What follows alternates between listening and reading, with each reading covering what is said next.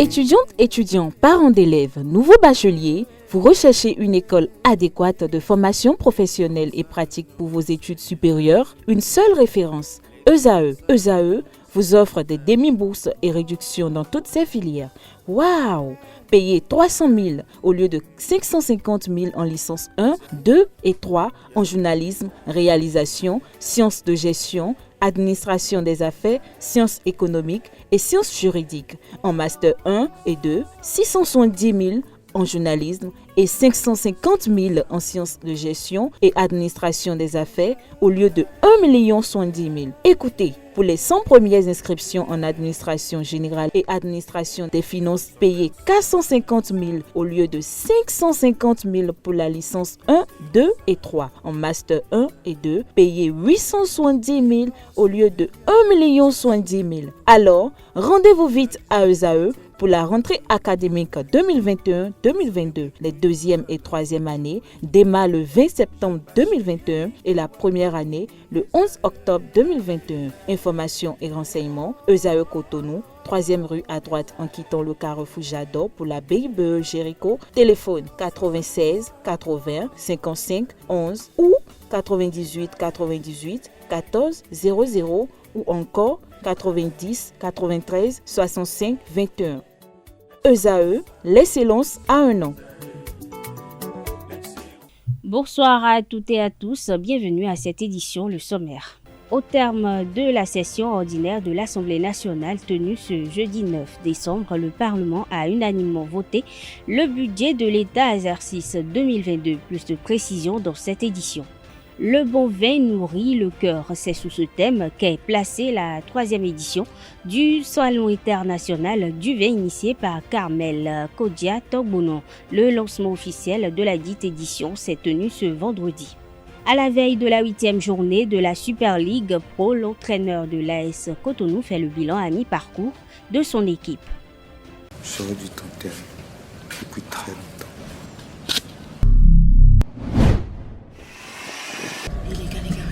Fais-moi dans la bouche ouverte. Eh, prends sa vidéo. Eh man, donc comme ça on doit la bouche ouverte. Je vais poster ça. Mais arrêtez les gars, vous êtes sérieux? Donne-moi le téléphone. Arrête.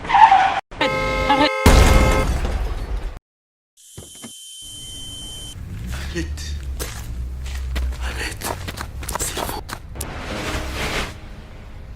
Cette fois-ci, je t'enterre.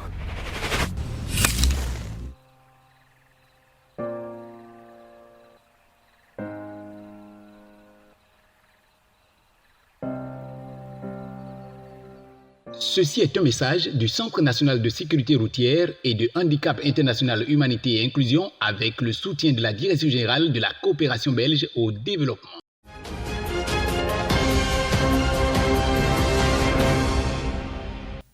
2541,203 milliards de francs CFA. C'est le budget général de l'État exercice 2022. La loi numéro 2021-16 portant loi de finances votée à l'unanimité ce jeudi 9 décembre au Parlement par les députés en votant ce budget qui marque la mise en œuvre du PAG 2021-2026 et gestion budgétaire en mode programme. La 8e législature donne au président de la République Patrice Talon et son équipe gouvernementale les moyens nécessaires pour poursuivre la politique de transformation progressive de l'économie nationale entamée depuis 2016. Le président du Parlement, Louis Vlavonou, l'a souligné dans une publication sur sa page Facebook. À noter que les travaux de la seconde session ordinaire de l'Assemblée nationale ont été ouverts le 3 novembre dernier. Devant la Cour de répression des infractions économiques et du terrorisme, un accusé a reconnu ce vendredi 10 décembre avoir reçu de l'argent pour assassiner l'ancien maire de Parakou, Charles Toko. Interpellé le 21 février 2021 avec une enveloppe d'1 million de francs CFA au lieu de 2 millions, le colonel de gendarmerie à la retraite Ibrahim Mama Touré précise avoir reçu cette somme de son frère Georges Aimé Saka en période période préélectorale. Il dit avoir appelé le nom de Réki Amadougou parce qu'il était troublé à la question du président des séances de savoir s'il reconnaît avoir dit qu'il devait acheter des armes au Togo. Ce dernier répond oui, mais c'est un mensonge positif. Ibrahim Mamatouré indique qu'il y a des déclarations sur le procès verbal qu'il n'a pas faites lors de son interrogatoire. Le président des séances, quant à lui, Guillaume Lally, lui rappelle que les enregistrements de l'interrogatoire sont disponibles. Ce jour 10 décembre 2021 marque la fin de la campagne 16 jours d'activisme contre la violence basée sur le genre du système des Nations Unies dans lesquelles sont célébrées aussi la journée internationale des personnes handicapées, la journée internationale des défenseurs des droits humains. En ce jour, le président de la Commission béninoise des droits de l'homme, Isidore Clément Kapouchichi, a rappelé le principe de la liberté d'association et celui de l'espace civique, des propos recueillis par Carles Kitome.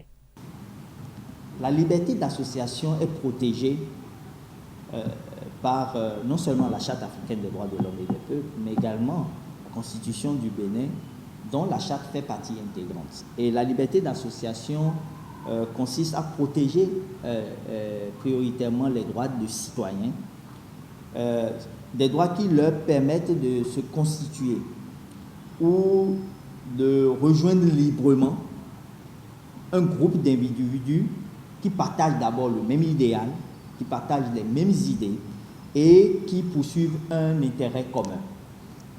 Un intérêt commun dans l'intérêt général, pour l'intérêt de tous. Alors, une association peut faire référence à un groupe, je peux parler des organisations non gouvernementales, je peux parler des associations politiques, je peux parler des associations économiques, je peux parler des associations religieuses, je peux parler également des associations syndicales. On se réunit pour défendre ensemble un intérêt commun. Et cela se fait dans le respect, n'est-ce pas, des textes prévus au fin par les différentes conventions internationales, bien entendu par la constitution du pays et les différentes lois internes. Alors, l'expression, la liberté d'expression, naturellement, c'est le droit de s'exprimer, d'analyser de manière critique les politiques et actions des acteurs étatiques et non étatiques. Cela est très important. Cela est très important de le marquer ainsi. C'est s'exprimer dans un processus qui consiste à avoir un esprit critique et non de critique. Un esprit critique et non de critique. Un esprit critique contribue à améliorer les choses. Un esprit critique contribue à amener l'acteur, qu'il soit étatique ou non étatique, à pouvoir prendre en considération votre point de vue. Ce n'est pas un esprit de dénonciation ou de revendication, c'est un esprit critique qui contribue à améliorer les choses. Et c'est également cette possibilité qui est offerte d'accéder aux informations et de les partager. La liberté d'attirer l'attention du public sur des questions et des préoccupations sans crainte, et ça c'est important, sans crainte de la sanction de la part de qui que ce soit. C'est la liberté également de mener des enquêtes, de documenter, et ça c'est très important. Mener des enquêtes, documenter ces enquêtes et diffuser ces conclusions. Le président Kapouchichi a également rappelé le rôle de la Commission béninoise des droits de l'homme dont il a la charge. En tant qu'institution nationale des droits de l'homme et donc en ma qualité de président de la Commission béninoise des droits de l'homme, nous devons exhorter l'État à veiller à honorer ses obligations en matière des droits fondamentaux et à ce que les forces de l'ordre lorsqu'elle gère les mouvements de protestation, de manifestation, n'utilise la force qu'en dernier recours et toujours de façon légale, proportionnée et nécessaire.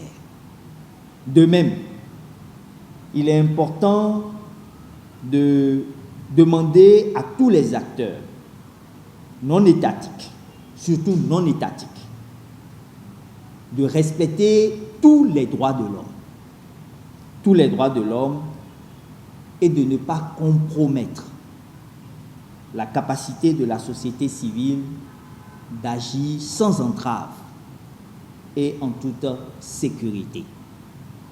Je le dis parce que ce que nous observons, c'est que la société civile au Bénin, de plus en plus, elle devient politique.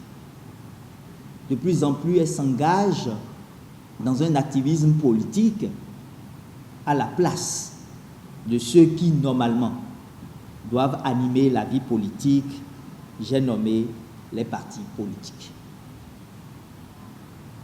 Je voudrais également, toujours en m'inscrivant dans la résolution de la Commission africaine des droits de l'homme et des peuples, la résolution 475 sur la nécessité de protéger l'espace civique et la liberté d'association et de réunion adoptée en février 2021, dit que les États doivent veiller à ce que le droit à un espace civique pour les populations et tous les individus soit toujours protégé dans toutes les situations de crise, notamment sécuritaire, environnementale, sanitaire ou autres catastrophes naturelles.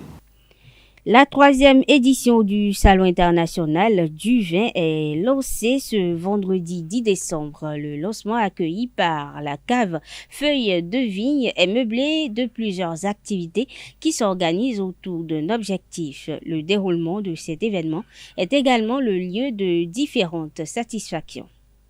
La 3e édition du Salon international du vin est lancée ce vendredi 10 décembre. La cave La Feuille de Vigne a accueilli la première étape de cette cérémonie, meublée de plusieurs activités. Il s'agit d'un événement qui a pour objectif la promotion du bon vin au Bénin. Cette 3e édition du Salon international du vin demeure fidèle à sa mission qui est de promouvoir les meilleures caves à vin, non seulement du Bénin mais de la sous-région, les meilleurs châteaux, les meilleurs domaines, les meilleures propriétés, parce qu'en fait, on ne peut pas ne pas déguster du vin. On ne peut pas ne pas organiser des événements, des banquets sans déguster du vin. Et nous sommes en période de fin d'année, on ne peut pas ne pas faire des étrennes à ses partenaires. Nous avons besoin d'y insérer des bouteilles de vin, des bouteilles de champagne. Et donc, la plus grande question est de savoir où acheter ces vins, ces champagnes, etc. Le programme comporte à peu près l'essentiel de ce qui doit être dit sur le vin. Donc, le vin est un aliment, sans conteste, surtout le vin rouge. On aura l'occasion d'en parler un petit peu, bien sûr. Le vin est également une très grande source de plaisir.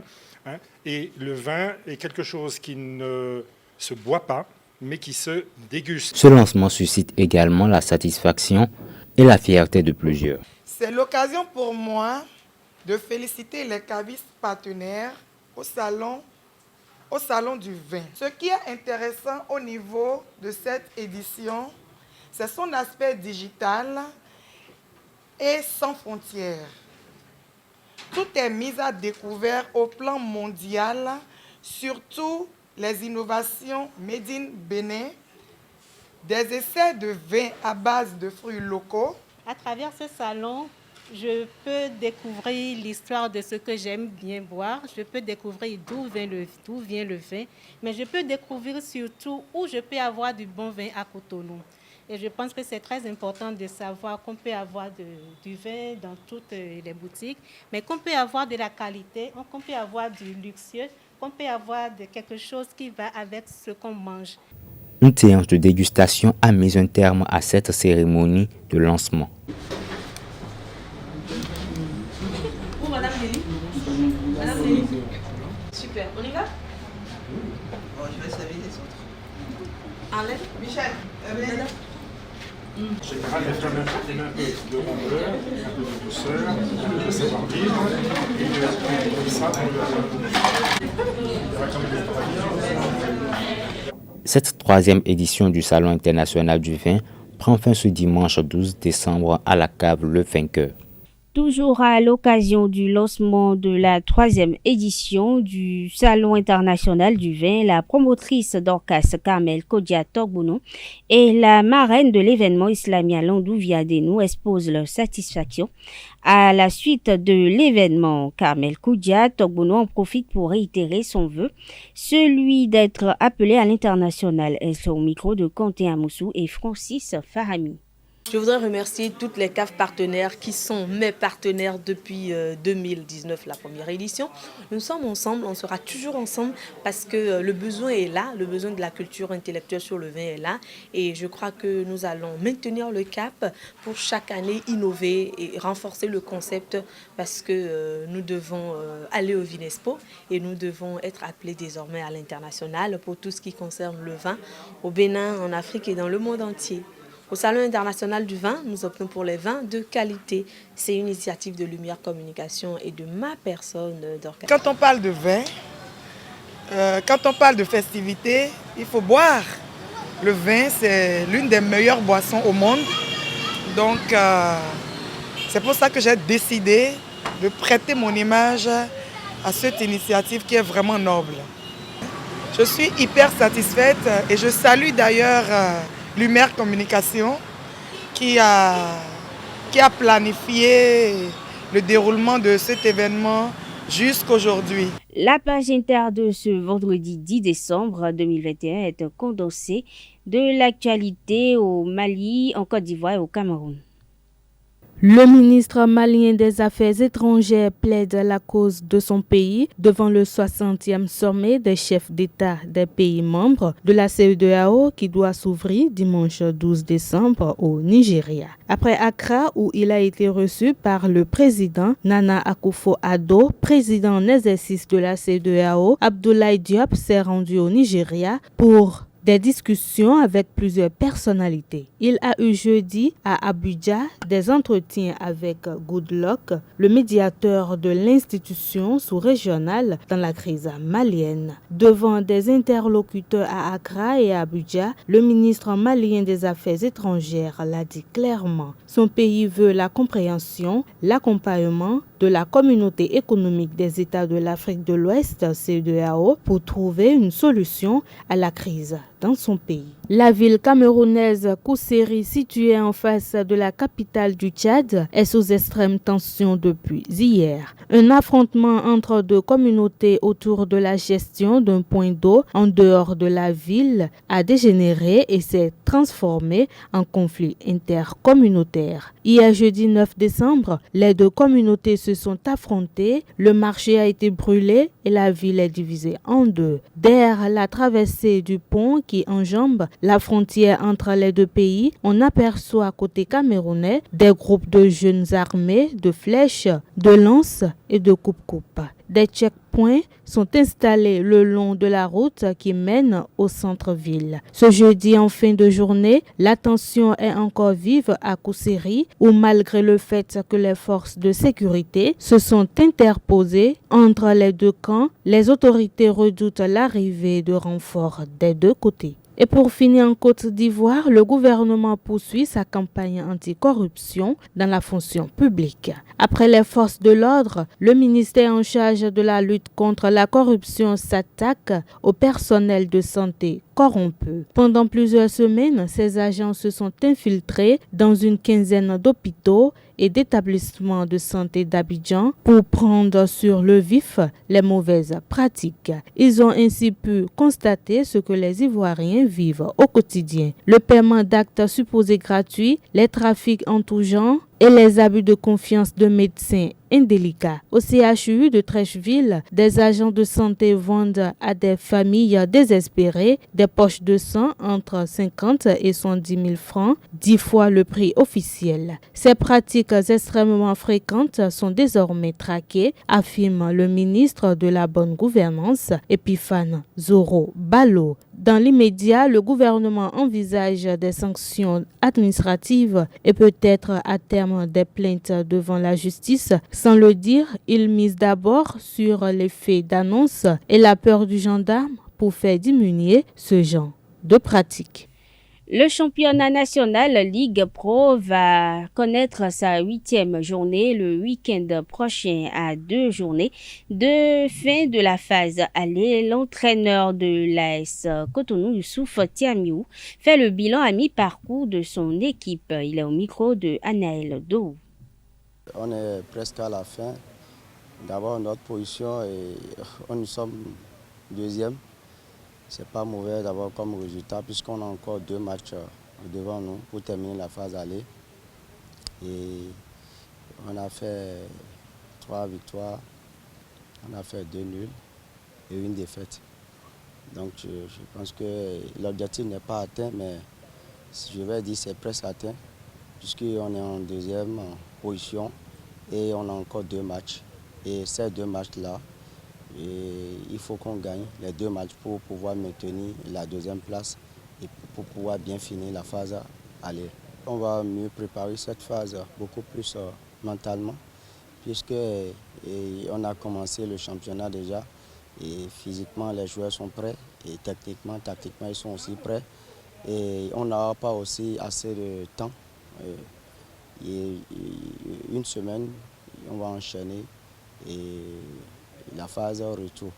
Et donc, comme je l'ai dit, on va préparer le groupe beaucoup plus mentalement et je pense que ça se prépare déjà même. On a eu à faire certaines erreurs qui ont fait qu'on a perdu un match et on a fait 2 nuls. C'est un match qu'on devait gagner normalement. Et je pense bien, et la phase retour, on va insister beaucoup plus sur ce qui n'a pas marché pour pouvoir espérer gagner beaucoup de matchs en phase retour. Parce que l'objectif, c'est de finir en tête de tableau. Je m'appelle Kofi, j'ai 10 ans. Mes parents et moi vivions une vie de bonheur parfait jusqu'au jour où ce bonheur fut stoppé par un accident de circulation. La mort emporta ma tendre et aimable mère.